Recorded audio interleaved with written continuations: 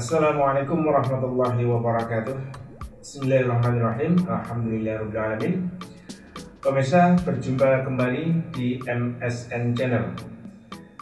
Kami berharap bahwa pemirsa sekalian dalam keadaan sehat walafiat, karena kesehatan tentu menjadi suatu hal yang sangat utama bagi kita semuanya, apalagi kita masih berada di masa pandemi. Mudah-mudahan dengan kesehatan yang ada pada kita ini akan membawa kita pada kegiatan yang lebih baik, yang lebih positif, dan kita dapat menjalankan ibadah puasa secara lebih baik. Pemirsa, saya pada malam hari ini sudah kedatangan tamu, seorang pengusaha digital marketing yang sudah sangat berpengalaman. Dia asli Putra Blitar, yang tentu kehadirannya di media ini akan bisa memberikan sumbangsih ataupun inspirasi bagi para pemirsa sekalian, dan tentu apa yang akan disampaikan akan menarik bagi kita, apalagi di era sekarang ini adalah era marketing atau era digital marketing. Nah, beliau ini adalah bernama Andi Widodo, yang sekarang tinggal di Kecamatan Sanarwetan, Desa Sanarwetan, Kelurahan Sanarwetan, Kota Blitar. Baik, kita sapa terlebih dahulu tamu kita pada malam hari ini. Assalamualaikum Mas Andi. Waalaikumsalam warahmatullahi wabarakatuh. Bagaimana kabarnya? Alhamdulillah. Alhamdulillah sehat. Sehat. Ya. Meskipun ini masih masa pandemi, tidak bingung ya? Iya, banyak banget malahan untuk agenda-agenda di masa pandemi ini, untuk agenda kita berkaitan dengan usaha maupun scale up ya. Karena kita juga harus menghadapi tantangan yang luar biasa. Alhamdulillah. Di saat yang lain kebingungan karena usahanya pada mandat gitu ya. Iya. Ini Mas Adi malah justru semakin meningkat gitu ya. Ya, intinya kita di sini kita bagaimana ketika tantangan itu hadir, kita bagaimana kalau kemarin kita mungkin berjalan, sekarang tantangan kita bagaimana kita berlari. Oke. Ya. Baik, saya ingin ngobrol-ngobrol lebih santai ya, dari awal. Ini Mas Andi ini menekuni digital marketing. Ini awalnya bagaimana? Kok bisa mengambil keputusan bidang ini yang akan saya garap gitu kan? Iya, jadi gini, sebenarnya kita nggak punya bayangan sampai ke sana dulu ya. Jadi berawal dari sebuah keisengan saja dan berawal dari kondisi memaksa saya juga waktu itu saya belajar jualan melalui media yang sangat sederhana. Waktu itu di tahun 2016 kita masih mengenal yang namanya Facebook ya, di grup jual beli gitu. Dari situ kita mulai belajar jualan yang bisa kita lakukan misalnya. Waktu itu jualan apa Mas? Pertama kali saya belajar untuk jualan rak gantung waktu itu ya. Rak gantung. Kalau bahasanya yang lebih populer sekarang itu rak organizer, yang dimana isinya mulai dari tempat tas, tempat sepatu, tempat jilbab dan lain sebagainya. Itu awal kali kita melakukan usaha yang sampai sekarang. Itu berawal dari situ sebenarnya saya belajar untuk digital marketing. Itu tahun 2016 awal. Ya. Itu waktu itu sendirian ya? Ya, jadi begini. Apa ada grupnya? Jadi begini, waktu itu karena kita the power of kepepet saja. Karena banyak kebutuhan yang memang harus kita penuhi, termasuk juga beban-beban. Kebetulan saya sebelumnya juga mengawali bisnis tapi belum digital marketing ya, belum jualan online. Kebetulan semua yang saya jalankan waktu itu kandas di tengah jalan. Dari situ akhirnya dari modal kita habis. Terus beberapa juga kita melibatkan dari pihak ketiga untuk memulai usaha waktu itu, sehingga kita banyak beban untuk mengembalikan modal-modal yang sudah pernah saya serap, yang pada akhirnya juga kandas. Nah, dari situ akhirnya saya hanya mulai ya, bahasanya kalau sekarang reselleran ya. Reseller waktu itu kita ngambil di daerah Tulungagung waktu itu untuk rak gantungnya. terus saya jual lagi. Nah alhamdulillah dalam waktu 1 minggu itu responnya bagus. Berarti waktu itu jualan kulaan di sana itu ya, belum buka online di sana ya? Belum. Jadi waktu itu pasarnya ya masih hanya seputar FB aja.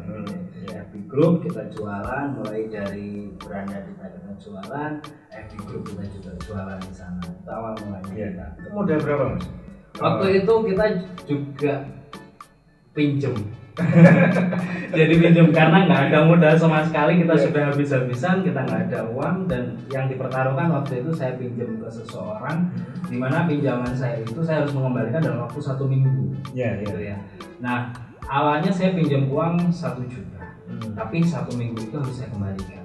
Alhamdulillah 3 hari waktu itu saya sudah laku habis. Dari modal 1 juta yang saya pinjam itu 1 juta itu di 3 hari kita sudah laku, sehingga 1 juta itu pun kita kembalikan dalam waktu 3 hari. Itu untuk berapa? 1 juta itu? Waktu itu rahasia waktu itu kita kalau nggak salah dapat dari Tulungagung itu kalau nggak salah sekitar 20 set tergantung itu isinya, mulai dari tempat tas, tempat sepatu sampai tempat jilbab itu 20-an piece ya, 20-an set. Nah 3 hari itu selesai, ternyata kita sudah bisa mengembalikan, dan ada kita sisihkan sebagian untuk keuntungan itu untuk kita putar kembali. Gitu. Awalnya seperti itu. Masukkan modal gitu. Iya, dalam waktu 1 minggu ternyata modal yang saya dapat dari keuntungan itu sekitar 500.000 waktu itu ya. Jadi 500.000 akhirnya saya jualan, belajar menggait orang. Yang biasanya bisa jahit. Nah, karena tempatnya di Tulungagung jauh, saya berusaha yang punya potensi di daerah terdekat.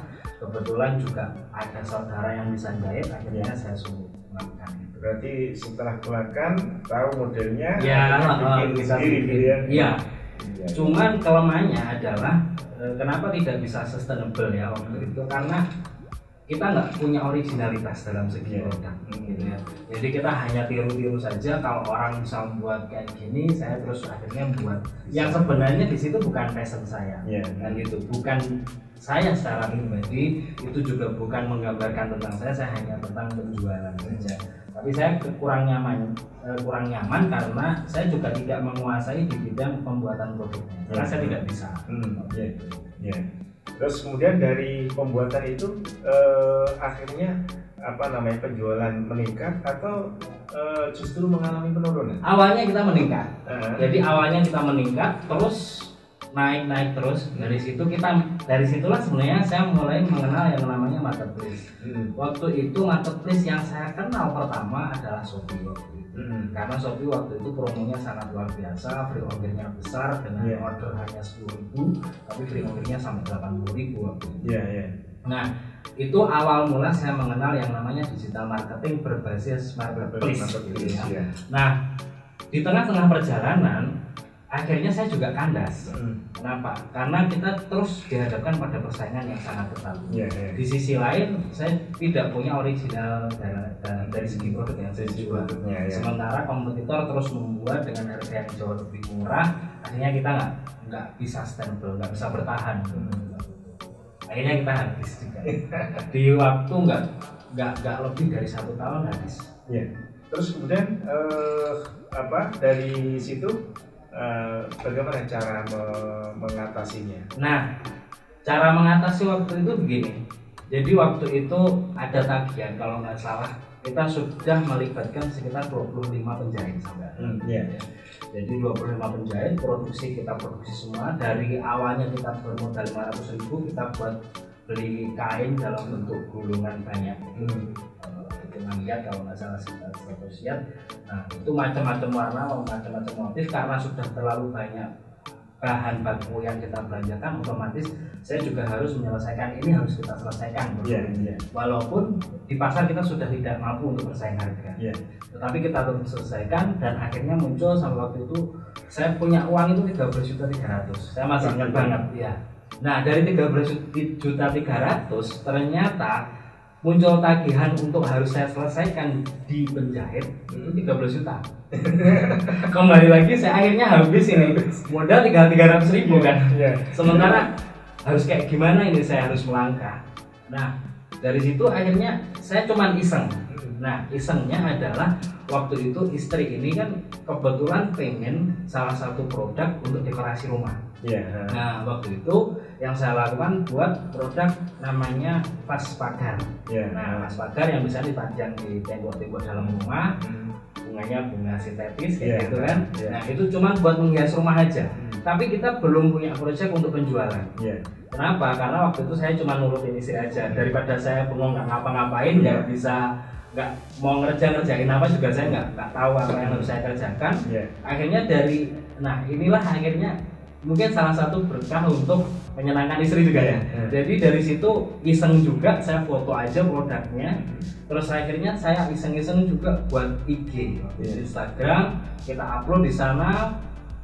Nah nggak tahu kenapa waktu itu tiba-tiba banyak pesanan. Gitu. Awalnya kayak gitu, banyak pesanan dari vas pagar ini. Setelah dari banyak pesanan terus akhirnya mulai ada pesanan tambahan. Mulai buat kaligrafi, Allah Muhammad Stan dan seterusnya sampai berkembang sampai sekarang. Ini adalah awalnya kita mendirikan Prima Sepi Craft itu. Jadi kalau Prima namanya memang istri saya namanya Prima, Sepi itu nuansanya produk warnanya soft, bernuansa Turki. Karena pada waktu itu memang vas pagar dengan warna-warna soft itu ada yang jual, hanya sebagian tapi harganya sangat mahal. Karena keterbatasan kita nggak punya uang, ya sudahlah kita buat aja semampu saya untuk menyenangkan istri itu. Gitu. Akhirnya mulai dari situ pesanan-pesanan mulai berdatangan. Iya. Nah pasti kan begini, ada satu tantangan ya. Ada pesanan datang sementara permintaan yang disampaikan atau yang Mas terima kan tidak belum dikuasai lah kan. Iya. Itu gimana kira-kira cara? Waktu itu karena kebetulan di Instagram ya. Kalau Instagram ini kan kita nggak deadline untuk waktu harus dikirim secepat katakanlah kalau di marketplace itu kan aturannya kan 2 kali 24 jam harus dikirim. Waktu itu kita belum masuk di marketplace sehingga ketika ada pesanan dari customer made by order. Karena kita kan nggak punya modal juga. Nah, gitu. Jadi ada pesanan masuk kita baru buat. Ada pesanan masuk kita baru buat. Masih ada waktu lah. Nah, kelebihannya adalah waktu itu kan hitungannya adalah customer sebenarnya ngasih modal ke kita dulu kan. Kayak gitu. Kasih modal dulu ke kita untuk belanja bahan, untuk dan lain sebagainya sampai produk ini jadi. Nah, akhirnya dari sana makin lama terus berkembang. Itu mulai dari membuat vas itu tadi. Kemudian sampai mulai berkembang agak banyak produk-produknya itu berapa tahun? Untuk kita berjalan waktu itu saya juga nggak membayangkan ya waktu itu mungkin dalam 1 tahun ini mungkin baru mulai dikenal. Nah ternyata respon pasar berbeda waktu itu. Jadi hanya dalam waktu 6 bulan itu pesanan terus meningkat. Diiringi juga peningkatan variasi produk. Mulai dan saya juga suka tantangan. Jadi ketika saya belum bisa buat gimana nih caranya biar saya bisa membuat produk sesuai permintaan customer gitu. Jadi mulai dari dari vas pagar, kaligrafi Allah Muhammad Stan, terus setelah itu kita buat hambalan-hambalan itu, kayak gitu itu akhirnya berkembang terus dalam waktu 6 bulan itu kita sudah running banget. Itu yang di luar prediksi saya. Itu berarti kisaran tahun 2017 awal itu. Nah berarti pada saat itu kemudian merekrut beberapa orang untuk diajak bergabung membuat produk-produk itu atau bagaimana? Waktu itu masih saya yang mengerjakan. Masih saya. Jadi waktu itu saya hanya dibantu istri. Karena waktu kalau saya jualan plus membuat produk plus juga masih ngecat produknya plus packaging saya nggak mampu. Akhirnya istri waktu itu saya jadikan sebagai admin untuk menerima orderan langsung. Sementara saya lebih fokus ke bagian produksi sampai bagaimana produk ini dikirim ke customer kayak gitu. Nah, sampai di pertengahan di tahun 2017 itu saya memberanikan diri untuk mulai melibatkan orang kayak gitu. merekrut orang untuk Iya. diajak membuat produk dan sebagainya. Waktu itu belum. Jadi saya merekrut hanya di bagian admin waktu itu. Oh gimana? Iya, Bang admin. Karena kan istri juga punya kesibukan di luar Iya. usaha yang saya jalankan waktu itu, sehingga hanya merekrut admin itu yang penting jalan dulu ini. Nah, makin permintaan makin besar di tahun 2017 kalau nggak salah di bulan September itu baru saya mulai melibatkan orang untuk membantu saya di bidang produksi. Ya. Nah, ketika sudah awalnya kan hanya istri, hanya beberapa orang, sudah ini kan masih mudah untuk mengkoordinir kan masih mudah. Iya. Komunikasinya masih mudah kan. Nah, ketika mulai ada banyak orang itu kira-kira apa kesulitan yang dihadapi? Jadi waktu itu sebenarnya kalau saya itu kan nggak punya juga basic ya, Iya. nggak punya basic di bidang wirausaha, wira swasta, bisnis saya juga enggak. Waktu itu yang saya jalankan adalah learning by doing aja. Jadi jalan aja sudah. Yang penting saya belajar rekrut admin ini gimana saya bisa ngaji aja gitu kan. Yang penting saya ketika awal bulan gimana nih, yang penting admin itu beres untuk gajinya, nggak ada masalah. Terus setelah itu dari awal dari kita memulai konsep itu makin lama makin ada SDM baru. Dari sana kita mulai belajar lagi pengelolaan tentang SDM. Bagaimana ini semua bisa jalan sesuai apa yang saya harapkan. Ya. Jadi saya tuh pernah dapat satu kata-kata mutiara. Iya. Kalau kita sekolah itu kan kita dapat pelajaran dulu ya. Iya. Baru kemudian setelah itu kita ujian. Iya, betul. Tapi kalau dalam usaha atau menjadi pengusaha, kita biasanya dihadapkan pada ujian dulu, baru kita mendapatkan pelajaran. Betul. Setuju saya. Betul.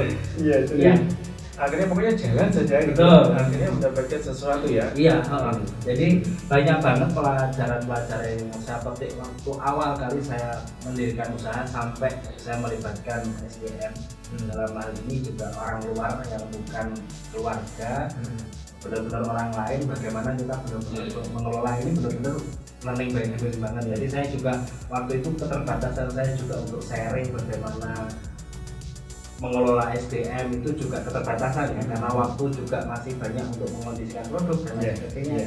Sehingga semua hanya terlahir di pikiran saya aja. Nah, waktu itu yang banyak direkrut itu dari keluarga atau justru dari orang lain? Awalnya kita semuanya keluarga. Dalam artian mungkin ada keponakan yang membutuhkan pekerjaan, yang sekiranya memang bisa yang bisa kita ajak kerjasama gitu ya. Tapi akhirnya makin lama juga karena kebutuhan terus meningkat, akhirnya kita juga terus melibatkan orang lain. Karena ambil keluarga sendiri atau orang lain sendiri? Ada suka dukanya juga.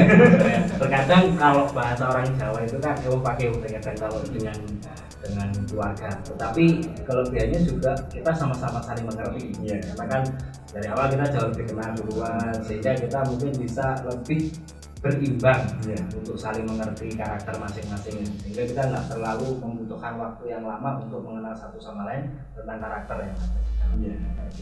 Kalau 2017 sampai kemudian katakanlah sampai sekarang itu sudah berapa produk yang Mas Andi garap sekarang? Kalau untuk produk ribuan. Kalau sekarang kita katalog produk kita sekitar 1000. Itu 1000 tema. Setiap tema rata-rata 8. Berarti kalau 1000 tema itu bisa sampai 8.000. Ya. Itu 8.000 produk kalau hitungan per biji itu sampai 8.000. Kalau per tema, hitungan tema itu sekitar 1000-an. Apa saja itu? Bisa dikasih contoh produk-produk? Jadi kita perkembangannya kita akhirnya bertema.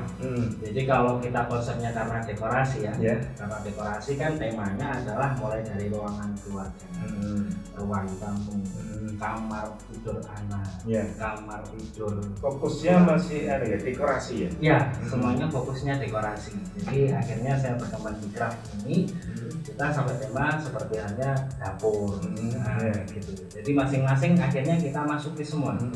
Agar waktu itu pemikiran saya, ketika customer berkunjung ke toko, setidaknya mereka apa aja yang lo cari gue ada, kan gitu ya, yang berkaitan tapi tetap dalam satu kategori, dalam kategori dekorasi. Nah itu sekarang dikerjakan oleh berapa orang? Untuk sekarang sekitar 30-an orang. 30-an orang ya? Ya, Sekarang. Ini ada nggak pengaruhnya pada saat sebelum pandemi dengan sesudah pandemi? Untuk pengaruh antara pandemi jelas ada. Jelas ada. Jelas ada, pasti akan terasa. Jadi mulai dari waktu itu kita di tahun 2018 ke 2019 itu kita peningkatannya 300% penjualannya. Nah, kita punya proyeksi di tahun 2020 ini kita pengen ngulangin kesuksesan yang sama nih di tahun 2018 ke 2019. Bagaimana 2019 ke 2020 kita pengen scale up yang lebih. Kalau kemarin bisa nyampe 300%, tidak menutup kemungkinan di tahun 2020 kita bisa scale up sampai 500%. Peningkatannya dengan berbagai infrastruktur yang saya siapkan waktu itu. Tetapi karena pandemi akhirnya banyak juga nih tantangannya karena pasar mulai drop gitu kan. Terus banyak juga yang sebelumnya pegawai juga akhirnya kena putus hubungan kerja, akhirnya mereka juga jualan sehingga terjadinya penjualan sempat memutus atau mem-PHK karyawan juga. Alhamdulillah sampai sekarang saya tetap berkomitmen belum pernah mengurangi SDM gitu. Jadi dari awal saya bagaimana yang penting di era pandemi di tahun 2020 waktu itu kita berusaha benar-benar bertahan dan mempertahankan semua SDM yang ada. Dan alhamdulillah kita lolos di tahun 2020. Sampai sekarang kalau boleh tahu kira-kira sudah omsetnya sampai berapa ya Mas? Omsetnya gimana ya? Enak ya? Jadi alhamdulillah sebenarnya kalau di tahun 2020 walaupun tantangan yang sangat besar, tapi kita masih ada peningkatan sekitar 20%. Yang target kita di angka 500%, kita harus siap menerima kenyataan, pencapaian kita di 20% dibanding di tahun 2019. Jadi kita tetap meningkat tapi nggak signifikan. Baik. Kalau perusahaan-perusahaan lain atau usaha-usaha lain itu dengan pandemi ini relatif menurun, bahkan bukan relatif ya, sebagian juga hampir gulung tikar ya, atau bahkan ada yang gulung tikar ya.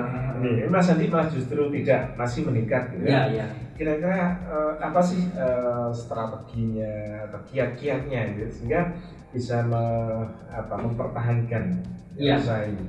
Kalau di bidang saya kan memang industri kreatif ya. Dalam artian yang saya jual ini kan barang seni. Sehingga kita harus tetap dituntut untuk kreatif dalam create produk baru atau menghadirkan produk baru di bisnis kita kayak gitu. Nah di tahun 2020 itu saya create produk itu memang saya targetkan dalam 1 bulan minimal 100 produk baru harus hadir. Dalam 1 bulan itu secara teknikal seperti itu, sembari kita juga selalu belajar update terbaru tentang sistem-sistem yang ada di digital marketing gitu ya. Jadi banyak banget perkembangannya yang dulunya seperti A sekarang harus B, harus C dan seterusnya, yang dimana kita harus tetap selalu menyesuaikan dengan kondisi terbaru. Itu yang pertama.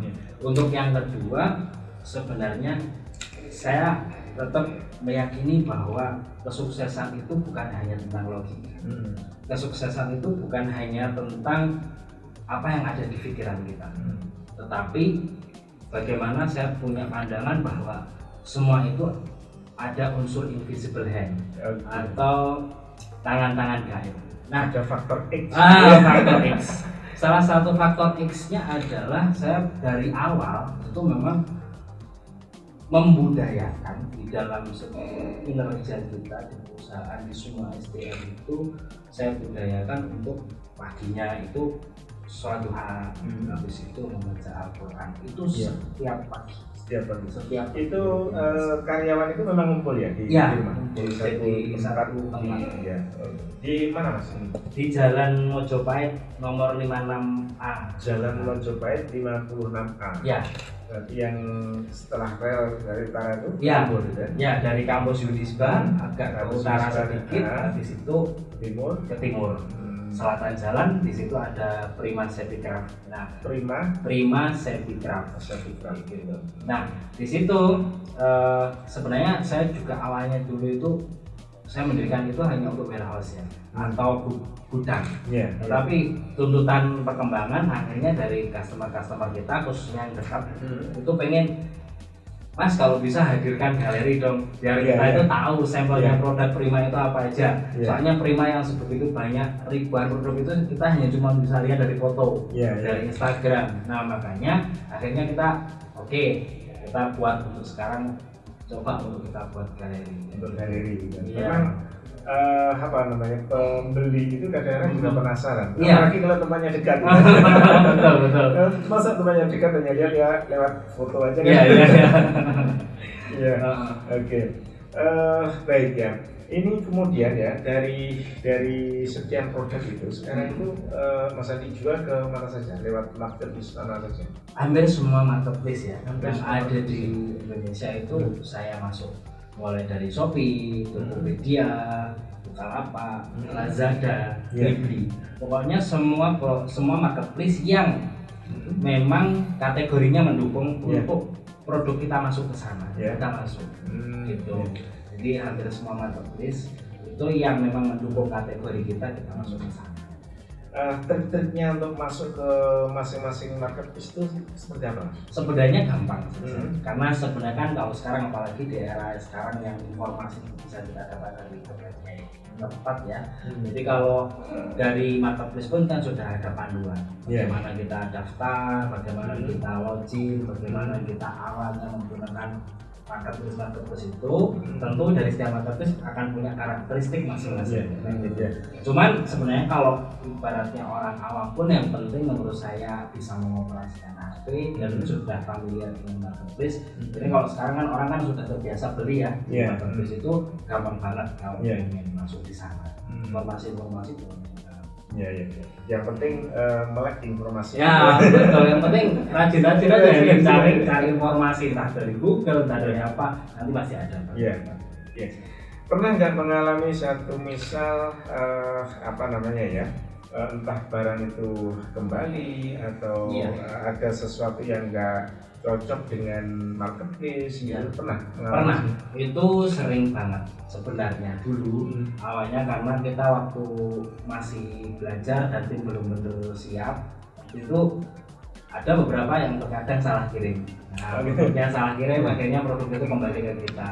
Kalau nggak itu karena produk itu craft sifatnya, dia itu kan jauh lebih rentan. Jadi akhirnya memerlukan strategi packaging khusus agar produk itu tetap bisa aman sampai ke customer. Itu juga learning by doing juga. Karena pada waktu itu jarang banget yang jualan produk-produk craft. Gitu ya. Kalau di marketplace waktu itu ya fashion sudah populer, jadi gampang packagingnya. Cuman kalau craft ini memang pemberlakuan lebih khusus untuk packaging. Harus betul-betul safe gitu. Safety benar. Itu yang akhirnya memerlukan waktu kita penyesuaian itu sampai benar-benar produk sampai di customer dengan aman. Alhamdulillah untuk di tahun 2019 waktu itu kita sudah banyak sistem-sistem baru yang kita terapkan. Akhirnya kalau ibaratnya orderan 100%, kesalahan maksimal sekitar 3%. Ya itu dari sekian sekian produk, terus kemudian tuntutan untuk desain produknya sampai pada pengemasannya yang harus betul-betul maksimal kan. Ini safety betul kan. Nah ini bagaimana membagi karyawan itu? Kan nggak mungkin Mas Adi sendiri semuanya yang yang mengawasi game. Itu gimana? Jadi kita akhirnya membagi itu di beberapa divisi gitu ya. Jadi untuk kita dari divisi ini ada yang memang admin ini yang khusus untuk mengelola orderan, melayani customer, mulai dia customer tanya produk A, produk B dan seterusnya dia bisa menjawab. Jadi product knowledge dari admin ini benar-benar harus melekat. Nah itu divisi admin. Ada divisi lagi di bagian produksi, itu memang khusus untuk membuat produk baru, produk-produk yang harus dibuat dari pesanan yang ada di customer. Juga juga ada khusus bagian desain, itu khusus untuk pengadaan grade produk baru ya. Jadi nge-print desain-desain yang harus kita buat di bulan ini, di hari ini apa aja yang harus kita buat, itu kita juga menggait tentang bagian desain-desain. Terus ada juga di bagian bahasa di kita ada finishing. Finishing itu sebenarnya artinya adalah memoles produk ini dari produksi, bagaimana produk ini sampai jadi, karena produksi itu sifatnya produknya masih dari bahan mentah menjadi bahan setengah jadi. Nah, polesan dari setengah jadi ke jadi ini finishing, berkaitan dengan pewarnaan dan lain sebagainya. Terus ada lagi khusus lagi yang terakhir adalah bagian divisi packaging. Nah, packaging ini memang fokusnya dia memaking barang-barang yang rawan, standarisasinya kita sudah punya, barang-barang yang memang aman, standarisasinya kita juga gitu kita bagi. Nah, untuk menjaga kualitas itu tadi ya, karena anak-anak kan tentu perlu karyawan ya. Iya.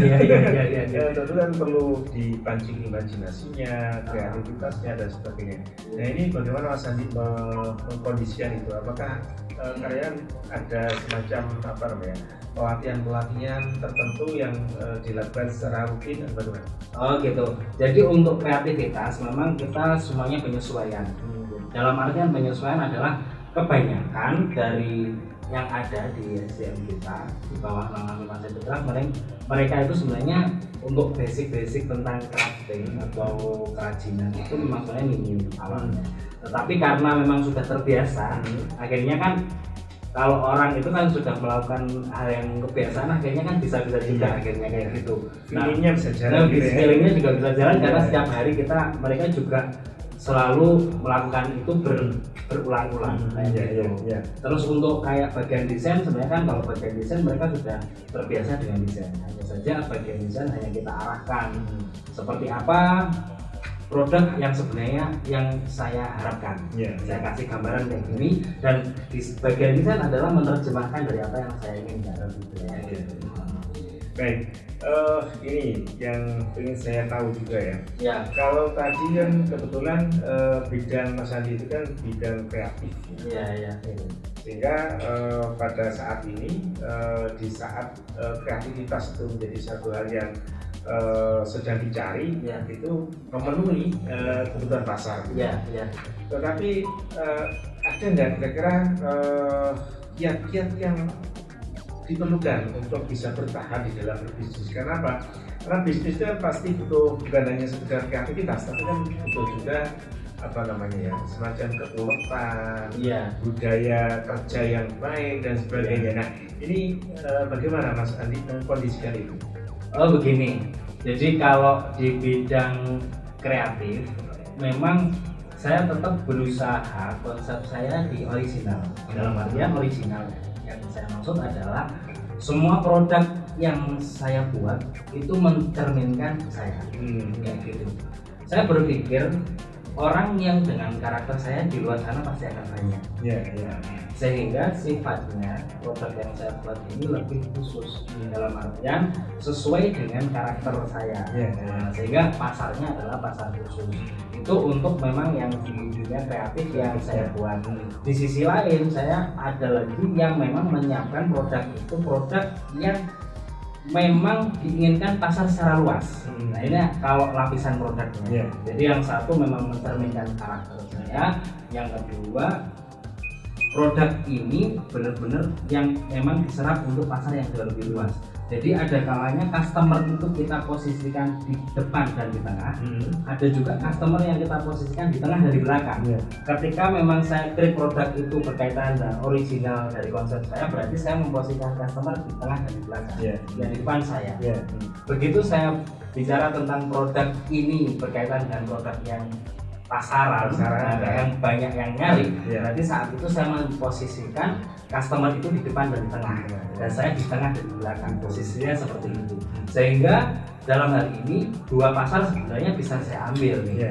Ada yang satu pasar yang saya memenuhi kebutuhan dari customer, yang satu pasar yang memang berkarakter seperti karakter saya. Itu dari sisi kreativitas. Tapi untuk membentuk karyawan itu punya keuletan, punya daya tahan itu Ya, gimana? jadi kalau setiap bulan ini kita itu kan juga ada briefing. Ada briefing, ada motivasi juga dari dari karyawan-karyawan atau tim yang ada di bawah nama Masa Craft itu untuk selalu kita berikan motivasi semangat mereka untuk terus berkarya kayak gitu. Karena memang dari awal sudah kita tanamkan bahwa usaha kita, bisnis yang kita jalankan adalah bisnis kreatif. Otomatis kita harus sama-sama menantang diri kita masing-masing untuk selalu berkreatif dalam segi pembuatan produk sampai dengan teknik pemasaran. Itu tantangan, dan alhamdulillah dari yang ada di tim Prima itu semuanya bisa menerjemahkan kayak gitu. Nah, di waktu akhir ini ya, kira-kira ini satu pertanyaan saya adalah apa pesan Mas Andi untuk para pengusaha? Siap. Jadi begini, usaha itu menurut saya apa aja yang ada di pikiran kita, jalani aja. Kita nggak usah terlalu banyak memikir konsep, terlalu memikir apa yang lebih mendalam, teori apa. Kenapa? Karena semakin kita terpenjara oleh konsep, semakin terpenjara oleh gagasan, ide, informasi, maka waktu yang seharusnya waktu itu kita bisa mengeksekusi pekerjaan, kita akhirnya tarik ulur nih. Yang seharusnya jalan akhirnya jadi nggak ya ini, jadi nggak ya ini. Saya takut nanti kalau jadi. Yang paling penting menurut saya jadikan diri kita itu dari awal menjadi seorang mental juara. Mental juara yang dimaksud adalah dalam hal ini ada dua. Yang pertama, mental juara itu kita harus mengalahkan minimal diri kita sendiri. Dari rasa ketakutan, dari rasa nanti kalau saya gak berhasil, saya gagal dan lain sebagainya. Nah, itu harus kita perangi. Maka di situ kita harus mental juara. Yang kedua, ketika kita memang sudah masuk di bisnis, otomatis persaingan tidak bisa kita hindari. Nah, dari persaingan itu bagaimana kita selalu kreatif untuk mendatangkan hal baru sehingga kita selalu bisa bertahan menghadapi kondisi pasar dalam kondisi apapun. Jadi harus punya tekad yang kuat untuk bisa menjalankan ide-ide itu tanpa terbelenggu oleh kebanyakan konsep begitu ya. Karena kan kebanyakan gini, kalau usaha biasanya orang kan mau jalan udah yang paling pertama itu kalau biasanya sharing ke saya tuh pengen punya bisnis, tapi saya nggak punya modal. Ini kan berarti takut tentang modal. Yang kedua, saya pengen menjalankan bisnis, saya pengen berhasil, berarti saya harus menguasai di berbagai hal sehingga baru saya berhasil. Padahal semua itu belum tentu, kan seperti itu. Seperti halnya saya itu menjalankan bisnis di pertama saya awal berdiri saya juga nggak punya modal. Yang kedua saya membuka lagi di bisnis yang kedua ini juga hanya bermodal 300.000 kayak gitu, itu sudah bisa jalan. Sehingga ketakutan sebenarnya belum tentu menurut saya. Ketakutan kita ketakutan itu karena ketidaktahuan saja. Nah, sebenarnya kita bisa learning by doing lah. Learning by doing gitu. Iya, jalan aja wes. Jalan aja. Kita punya tekad yang kuat, insyaallah nanti akan ada jalan. Yang kedua berkaitan dengan passion ya. Kalau menurut saya usaha itu yang paling penting juga untuk kita bisa bertahan di bidang usaha yang kita lakukan berkaitan dengan passion. Kenapa? Kalau passion, kebetulan kalau di bagian crafting, bagian kerajinan itu dari awal saya memang suka gitu. Jadi seni itu memang saya suka. Nah, itu memang bagian dari passion. Sehingga ketika kita ada tantangan, ketika kita menghadapi kesulitan, kita nggak mudah menyerah karena kita melakukan itu sangat benar-benar enjoy kan gitu ya, karena memang dari awal passion, senang pekerjaan itu memang saya senang, bukan hanya keterpaksaan karena kita hanya harus bertahan dan seterusnya. Baik, sangat menarik sebenarnya. Iya. Saya berharap nanti kita akan bisa diskusi lebih lanjut di kesempatan yang lain. Ya, karena masih ada yang ingin saya tanyakan sebenarnya. Tapi kita simpan dulu. Siap. Iya. Mungkin Baik. untuk batch 2 ya. Iya. Iya. Baik, itu pemirsa bincang-bincang saya dengan Mas Andi Widodo ya, yang bergerak di bidang digital marketing dengan nama apa tadi Mas? Prima Sebigraf. Prima Sebigraf. Ya. Agak susah juga sih. Ya, nanti dicari DG-nya pasti ketemu tuh. Prima_Sebi_Craft. Oh iya, oke. Ya. Oke, itu pemirsa, mudah-mudahan ini memberikan satu inspirasi bagi kita semuanya ya, yang ada di studio dan juga pemirsa yang ada di berbagai tempat gitu. Dan mudah-mudahan apa yang kita perbincangkan ini akan memberikan berkah bagi kita semuanya. Baik, saya kira itu pertemuan saya dengan Mas Andi pada malam hari ini. Kami akhiri, cukup sekian dulu. Assalamualaikum warahmatullahi wabarakatuh. Waalaikumsalam.